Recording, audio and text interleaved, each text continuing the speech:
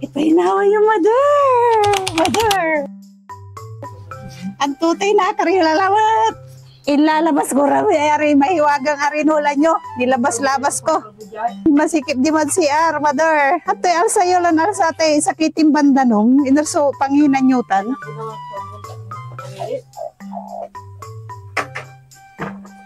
Higa nyo, ipahinawa nyo. Di, manhay kayo vlog. Hi vlog kanyo ah. Hi. Hi vlog. Hi vlog kanyo sa inyong kaway kayo ah. Hi vlog. Ha? Follow and subscribe. Follow and subscribe. Ne, yung manok mo, mother, malulumlum, di ba na yun? Tingnan nyo yung manok. Hanggang na rin, Ayaw niyang umalis dyan. Kahit magluto ka dyan, hindi talaga siya naalis. Bakit ayaw mo umalis dyan? Gusto mong mainitan. Naku, luto na at ang itlog nito. Oh, tingnan nyo. Oh, ayun oh. Kahit mainit dyan, hindi talaga siya maalis. Yung itlog niya, hindi kaya naluto na yung itlog niyan. Kahit magluto kami dito, oh, hindi talaga siya naalis. Nagsaing si nanay dyan, nag-ihaw. Hindi talaga siya umaalis. Bakit ganon? Ba't ayaw mo iwanan yung itlog mo? Ang init-init. Ayaw mo bang lumipat, ha? Kawawa ka naman.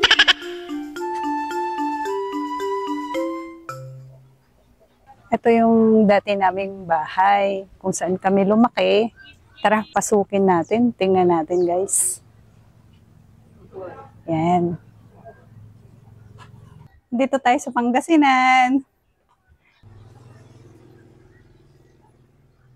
Ito yung sari-sari store namin. Ito.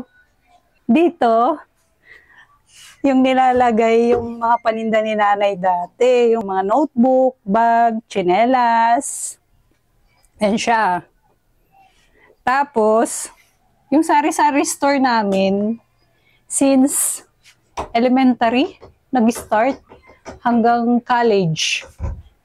Pinagawa ni tatay para maging sari-sari store. Tapos, pag nagtitinda, syempre, may kasamang sikot. Hindi ko lang alam kung ano yung Tagalog ng sikot. Ano ba yun? Pero, huwag niyong gagawin yun, mga bata. Hi, Alex. Sama ka sa vlog? Sabihin mo. Yan, nag-headband pa.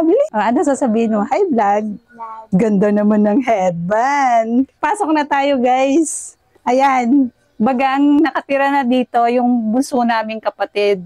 Kasi syempre, nag-asawa na rin. Dito na sila. Switch natin yung ilaw. Yan. Ayan yung upuan. Nagtatago si Amil pag halimbawa, papalo ni nanay. Naligo siya sa ilog. Tatakbo ngayon yan. Kasi alam niya may palo. Magtatago siya dyan sa ilalim ng upuan. Tapos pag nakita ni nanay, matagal naman makita dahil syempre madilim. Ayan na yung picture ni Alex. Ito yung kusina. Yan siya, yung kusina. Talagang mainit dito pag magluluto. Yan. Pag natutulog pa kami, mga alas 7, alas 8, nagluluto na si nanay, sigaw siya ng sigaw, "Ay, gising na! Tanghali na!" Ganon. Lalo pag weekend, hindi ka talaga gigising, kunwari tulog-tulugan. Ay si nanay, alam mo naman ang nanay, ganon talaga. Oh. Yan, yung pintuan, oh. Ito pa rin siya.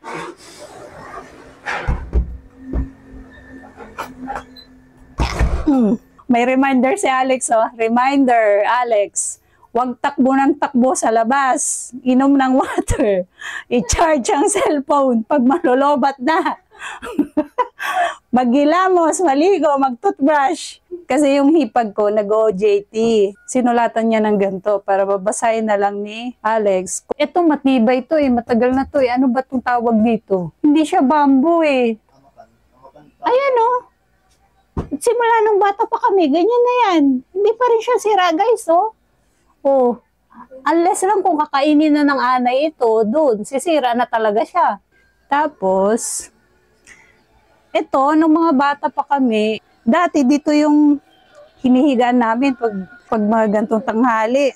May malaking katre dito, guys, nung mga bata pa kami. Dito kami nagsisiksikan pag mga gantong oras na magpapahinga. Ito yung hagdanan. Hindi pa naman nabago tong hagdanan. Ganun pa rin. Pagpapaluin kami ni nanay, pabilis ang takbo ni Raymond dito, pakyat. Ang paborito ni nanay paluin kami, yung mga panganay. Pagdating sa mga bunso, pagod na si nanay magpalo. Kami ni Raymond ang kawawa. Pag may kasalanan talaga naman, nababambu kami ni nanay. Yung mga traditional nanay. Ayan siya, ganun pa rin siya guys, oh. Dati, nung may sari-sari store kami, tambak yung mga cartoon doon. Nandyan, yung mga cartoons ng sigarilyo. Dami dito. Parang bodega dati. Na yung mga kahon-kahon. Yan, nilagyan na ng hipag ko ng mga kortina. Tapos ito, dati wala to guys. Wala tong plywood dati. Dito kami sama-sama tulog.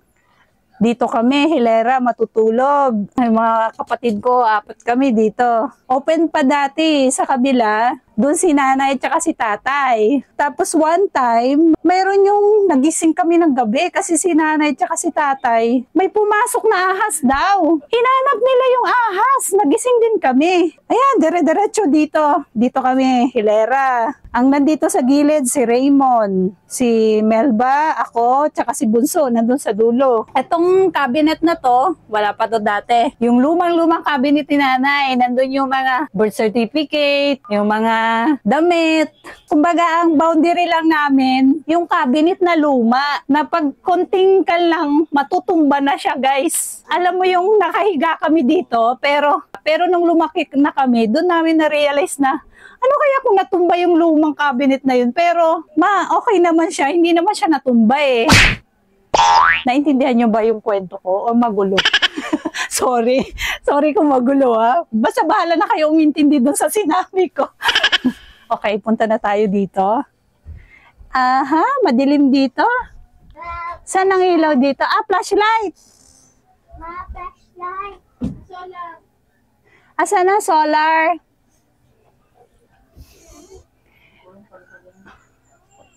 Ayun yung kamansi. Ayan oh, buhay pa. Hi mother, mag-hi ka mother. Ayun si mother. Namalo sa amin ng mga bata pa kami. Hawakan mo yung ilaw mahal, punta ka dun sa loob. Yan, hawak ni Ate Alex. Yun, ito. Pinalagyan na ni Bunso ng aircon. Yan siya. So, ito yun, yung dati wala pa ditong divider. Open talaga yan.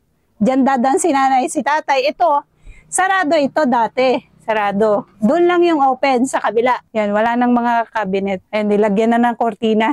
Itong bintana na to, pag bumabagyo, pag ang lakas ng ulan at saka bagyo, si nanay at si tatay, nagigising yan, hawak nila yun. May one time, nung sobrang lakas ng bagyo, tumilapon siya. As in, natutulog kami, nagising na lang kami, basang-basa. Kasi nga, yung tubig ulan, pumapasok na. Eto, kagaya nito, ganun lang din, na ginawang bintana, tapos dinikit dito. Ganun siya. Thank you, mahal. Kahilera yung mga sapatos namin, yung tsinelas, yung lumang sapatos na pinagtitiisan ko ng ilang taon, nilalagyan lang ng rugby. Kasi wala nga pambili si nanay. Sabi ko, nanay, bili ka na ng rugby dahil katuklap na yung aking sapatos. Kahit nga yung pambili ng medyas, wala. Hindi ako binibilan guys kasi wala nga pambili. Yung medyas ko na luma, nilalagyan ko na lang ng rubber band yun guys. High school ako. Nilalagyan ko ng rubber band yun para lang umangat siya. At nahiya ako sa mga kaklase ko dahil nalalaglag yung medyas ko. Dalawa lang sila na pinagpapalit-palitan ko lang. Kay Raymond at saka kay Amel, yung mga sapatos na pinaglumaan ng mga pinsan namin, binibigay. Yung mga nakakaangat sa buhay, nabibigay sila. Ayun, may mga sapatos sila. Pag mga panganay ata, medyo kawawa pag panganay. Depende yun, guys.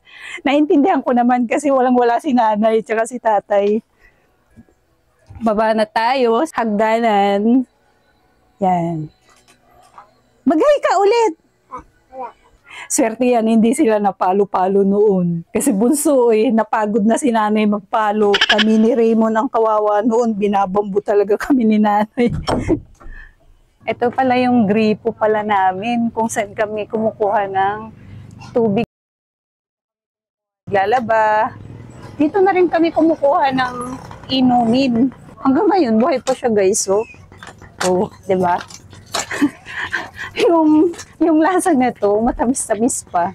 Tapos, ang daming nag-iigib dito.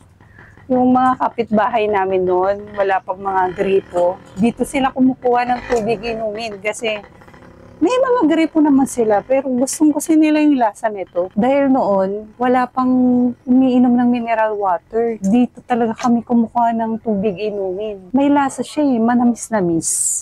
Promise, manamis-namis siya guys. Si nanay nga ayaw nga uminom ng mineral water Ito lang yung gusto niyang inumin. Oo, may siya.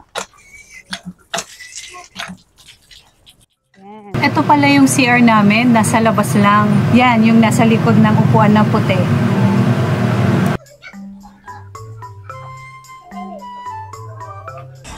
Ha? Nay, ang tutawi yung sako. Sige na, hip hip. Hore! Para kongreso. Para kongreso. Sakay na, hip hip. Hore! Sige na yan. Hip hip. Hooray! Uling nga na ganyan, isang tayo na yun. Ang dara man luto natin. Man pa, dalang pa di man ay. Anong pangalan nitong black? Insoy. Si Insoy. Tapos yung color black. Ito si Bongbong. Si Pia Kanasura.